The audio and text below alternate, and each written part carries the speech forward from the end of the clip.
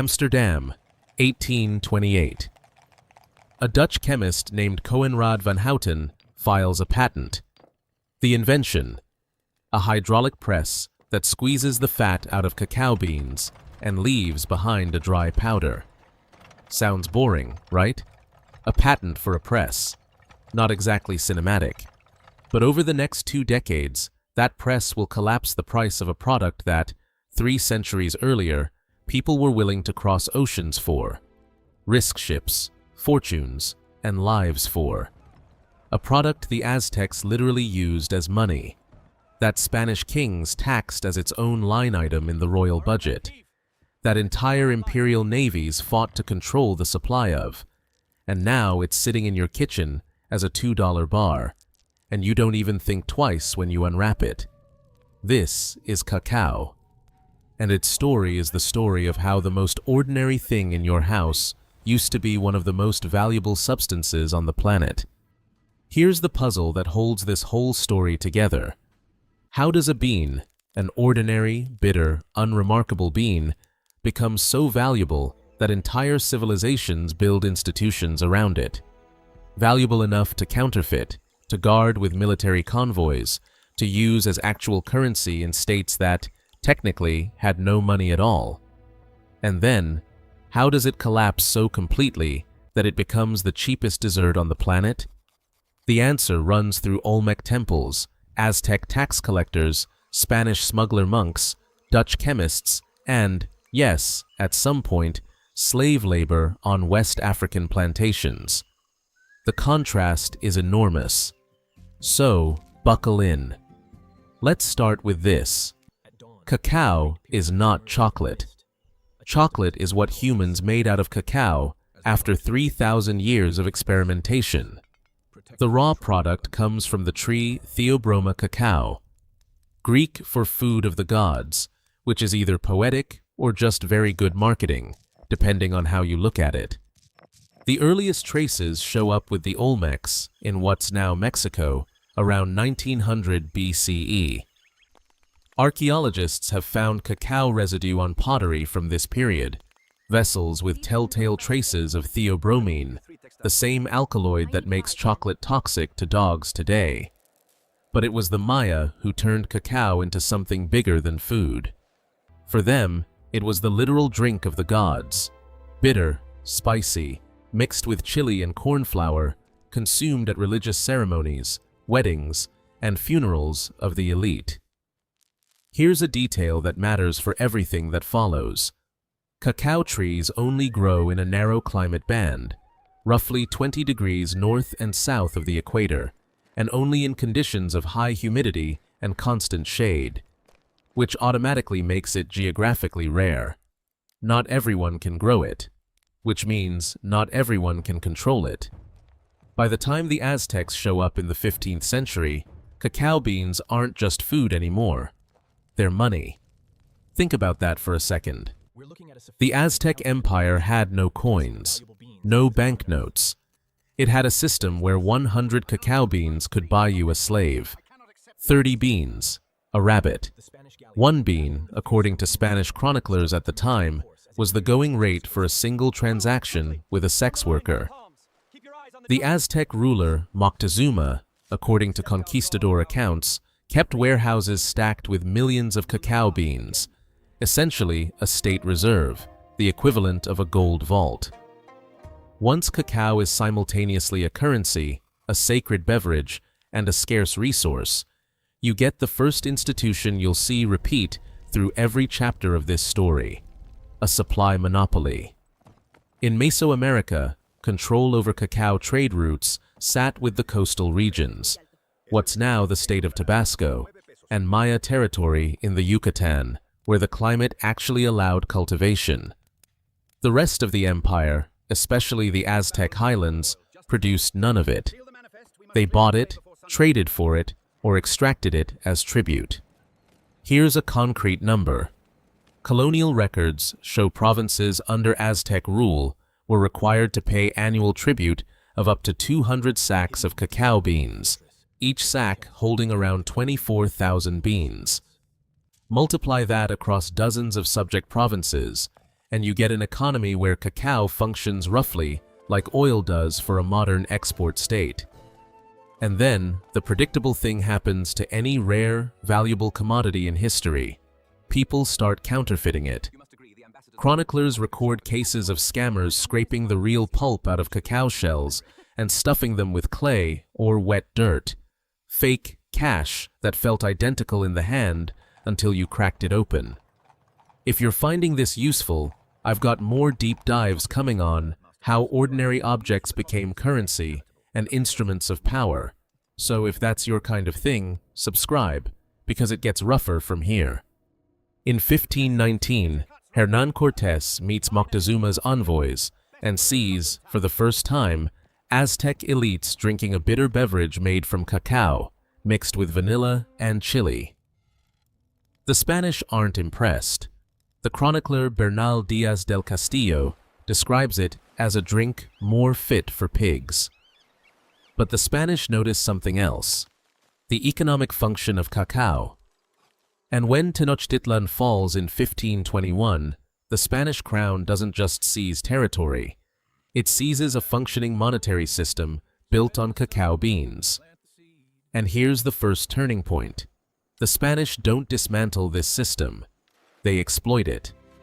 For nearly a century after the conquest, cacao beans keep circulating as small denomination currency in Spanish Mexico, running parallel to silver coins. By the early 17th century, Spain turns cacao into a continent-spanning state monopoly. The only legal route for chocolate into Europe runs through Spanish ports, mainly Seville.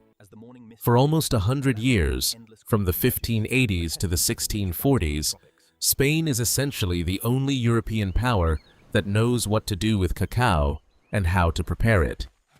That's not an accident. It's a deliberate information blackout. The Spanish crown keeps both the beans and the chocolate-making recipes under tight control, understanding something simple. As long as the rest of Europe doesn't know how to turn a bitter bean into a drinkable chocolate, Spain holds a monopoly not just on the product, but on the technology of using it. Monopolies, like all monopolies in history, eventually crack. And the crack here doesn't come from an army.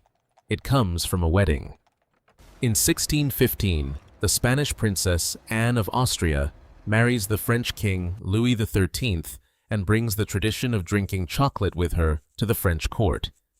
The recipe leaks through royal intermarriage. What Spain tried to keep as a state secret turns out to just be a fashionable drink among French aristocrats. By the mid-17th century, chocolate houses start opening in London.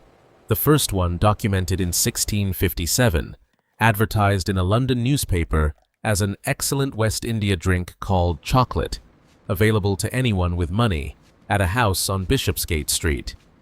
This is the key shift. Chocolate stops being one empire's secret and becomes something multiple imperial powers compete over. France, England, later the Dutch. And each power solves the same problem differently. How do you get your own plantations, so you stop depending on Spanish supply lines? And this is where the story stops being just about trade and starts being about the human cost of the product. Cacao trees, remember, only grow in that narrow tropical band.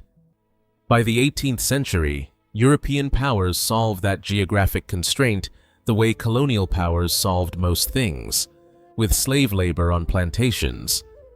The French build plantations in Martinique and Saint-Domingue. The Portuguese build them in Bahia, in what's now Brazil.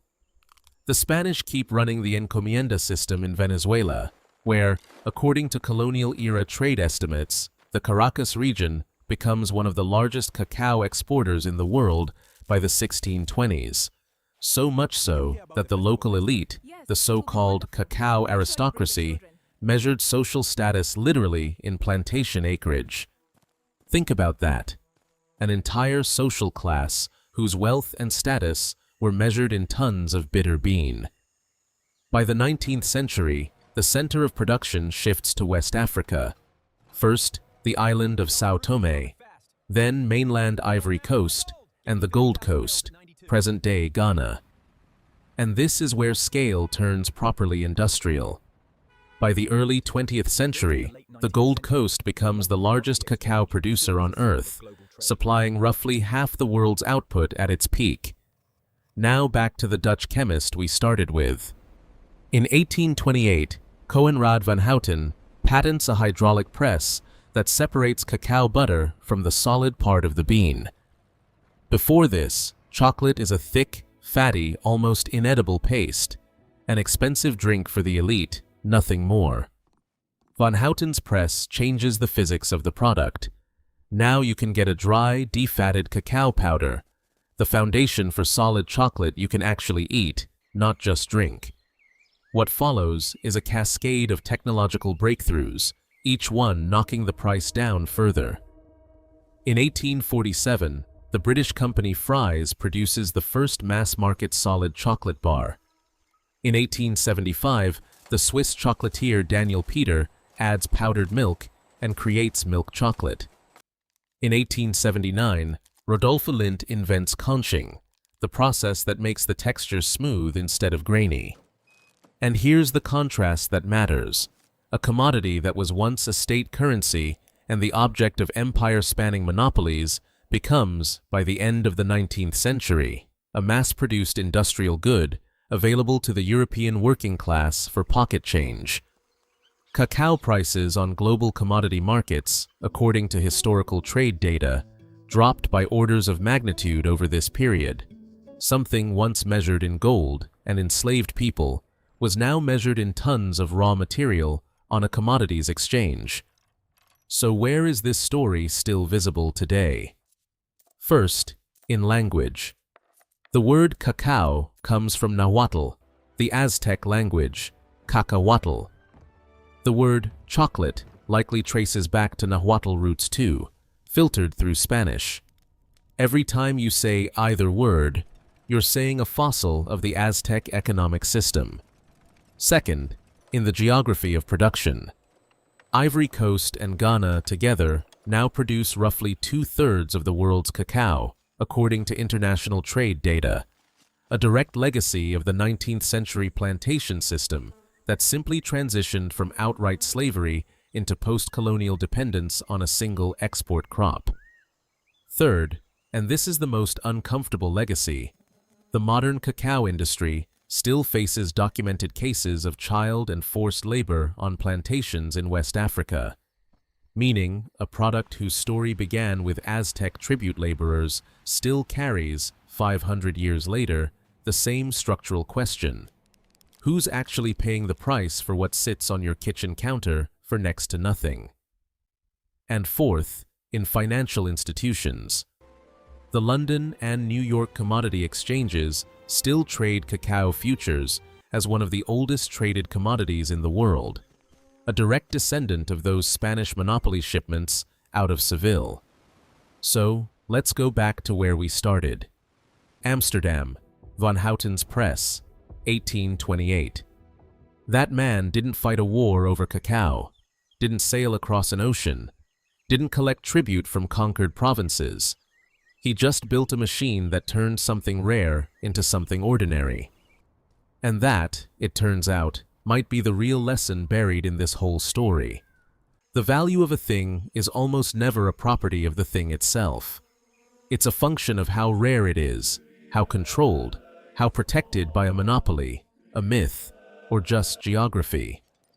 Take away the scarcity, and the bean that people killed for, built monopolies around, and used to measure the social rank of entire aristocratic classes turns into a $2 bar you unwrap without a second thought. Next time you open a chocolate wrapper, remember, you're holding a fragment of an empire. If you liked this one, subscribe. There's more where this came from.